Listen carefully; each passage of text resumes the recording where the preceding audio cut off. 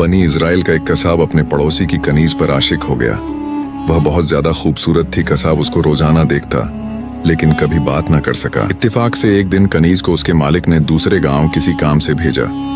कसाब को इस बात का पता चल गया। उसने सोचा मौका हाथ से क्यों जाने दूं। कसाब भी दुकान बंद करके कनीज के पीछे चल पड़ा। जब वह जंगल से गुजरी तो अचानक कसाब ने पीछे से आकर उसे पकड़ लिया और उसे गुनाह करने पर आमादा करने लगा। जब उस कनीज ने देखा कि इस कसाब की नीयत खराब है तो उसने कहा, ऐ अल्लाह के बंदे, तू इस गुनाह में न पड़।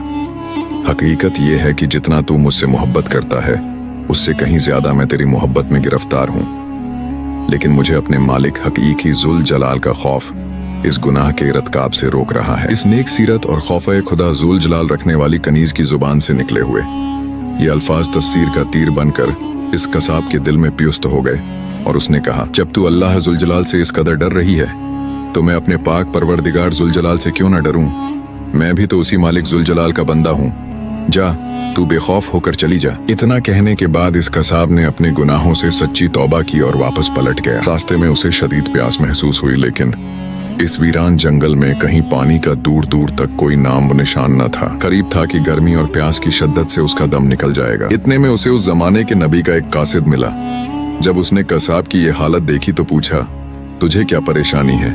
कसाब ने कहा, मुझे सख्त प्यास लगी है। ये सुनकर कासिद ने कहा, हम दोनों मिलकर दुआ करते हैं कि अल्लाह जुल जलाल हम पर अपनी रहमत के बादल भेजे और हमें सैराब करे यहाँ तक कि हम अपनी बस्ती में दाखिल हो जाएं। कसाब ने जब ये सुना तो कहने लगा, मेरे पास तो कोई ऐसा नेक अमल नहीं जिसका वसीला देकर दुआ करूं।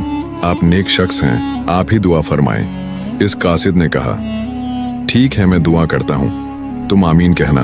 फिर कासिद ने दुआ करना शुरू की और वह कसाब आमीन कहता रहा। थोड़ी ही देर में बादल के एक टुकड़े ने इन दोनों को ढांप लिया और वह बादल का टुकड़ा इन पर साया फगन होकर उनके साथ साथ चलता रहा। जब वह दोनों बस्ती में पहुंचे तो कसाब अपने घर की ओर रवाना हुआ और वह कासिद अपनी मंजिल की तरफ जाने लगा।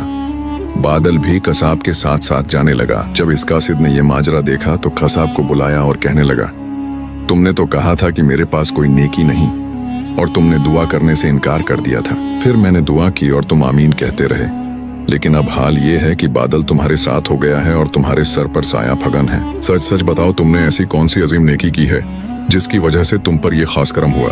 ये सुनकर कसाब ने अपना सारा वाकया सुनाया। अल्लाह जुल जलाल की बारगाह में गुनाहों से तौबा करने वालों का जो मकाम व मुर्तबा है वह दूसरे लोगों का नहीं।